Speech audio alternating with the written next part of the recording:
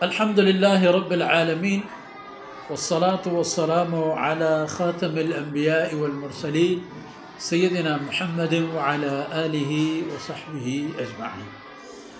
أعوذ بالله من الشيطان الرجيم. يا أيها الذين آمنوا توبوا إلى الله توبة نصوحا عسى ربكم أن يكفر عنكم سيئاتكم ويدخلكم جنات تجري من تحتها الأنهار يوم لا يخزي الله النبي والذين آمنوا معه نورهم يسعى بين أيديهم وبأيمانهم يقولون ربنا أتمم لنا نورنا واغفر لنا إنك على كل شيء قدير. سبحانك لا علم لنا إلا ما علمتنا إنك أنت العليم الحكيم. رب اشرح لي صدري ويسر لي أمري واحلل عقدة من لساني يفقهوا قولي واجعل لي وزيرا من أهلي رب زدني علما وارزقني فهما. ثم أما بعد. گرامی قدر بھائیوں، بہنوں اور پیارے بچوں، بات چل رہی تھی امہات المؤمنین کو رسول اللہ صلی اللہ علیہ وسلم کی طرف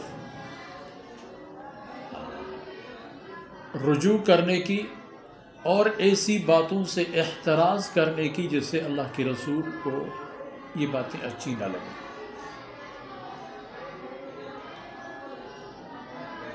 اور پھر عامت المسلمین کو جہنم سے بچانے کی تلقین کی گئی اور جہنمی احوال بھی بیان کیے گئے.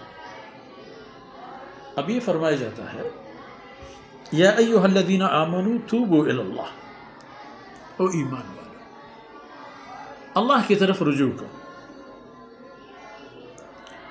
اللہ کی طرف رجوع کرو. اور وہ بھی کیسی؟ توبۃ نصوحا، ایسے اللہ کی طرف پلٹ جاؤ کہ خالص اور مخلص ہو. یہ زبانی کلامی نہ ہو بلکہ حقیقتاً ان غلطیوں سے پشیمان ہو جاؤ اور ان غلطیوں سے دور رہنے کی بھرپور کوشش کرو اور اللہ رب العزت کی بندگی پر اپنے آپ کو ثابت قدم رکھو. یہی ہے توبۃ نصوح.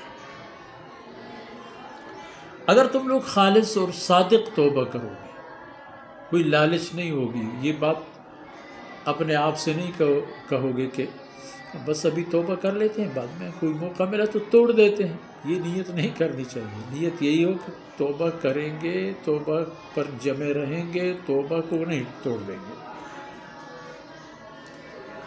تو جب توبہ کرو گے اور کڑے رہو گے اپنی بات پر، عسیٰ ربکم ان یکفر عنکم سیئاتکم، پھر وہ وقت دیر نہیں ہوگی کہ اللہ رب العزت تمہاری کوتاہیوں سے، خامیوں سے، غلطیوں سے درگزر فرمائیں گے. یکفر، ان کو مٹا ڈالیں گے، دور کر دیں گے اور سیئات ختم کر دی. ایک مہربانی اللہ رب العزت کی ذات کی. وَيُدْخِلُكُمْ جَنَّاتٍ، اور اس پر بات نہیں ہوتی ہے اکیلی، پھر برائیاں بھی ختم کر دی، ان کے آثار بھی ختم کر دی اور اٹھا کے اپنی جنت میں جگہ دے دی.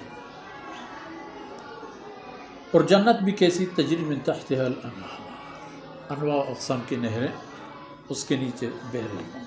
اور یہ کب ہوگا؟ یوم لا یخزی اللہ النبی، اس دن جو اللہ رب العزت اپنے رسول کو والذین آمنوا معہ، اور رسول کے ساتھ جو اہل ایمان ہیں، ان لوگوں کو اللہ رب العزت خفت سے دوچار نہیں فرمائیں گے. ان کے عزت اور توقیر و احترام بھرپور انداز میں ہوگا.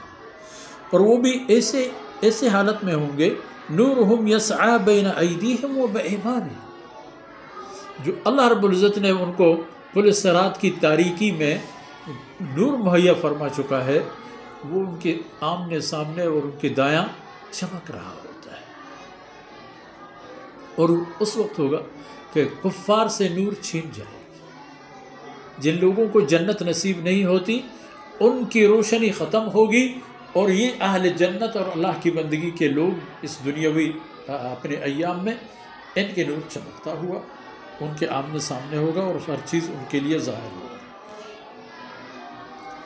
اور کفار و منافقین سے نور کے ختم ہونے کو جب یہ دیکھیں گے تو عرض کریں گے کہ ربنا اتمم لنا نورنا، یا اللہ ہمارے نور کو مکمل فرما دے، واغفر لنا، یا اللہ ہماری مغفرت فرما، ہماری کوتاہیوں سے درگزر فرما، انک علی کل شیء قدیر، یا اللہ تو ہر چیز پر قادر ہے، ہماری مغفرت سے تو اللہ آپ کا کیا جائے گا، کون سی نعمتیں کم ہوں گی، کون سی جنت تنگ پڑ جائے گا، ہماری مغفرت فرما اور ہمارے لیے ہمارے نور اور روشنی کو مکمل فرما۔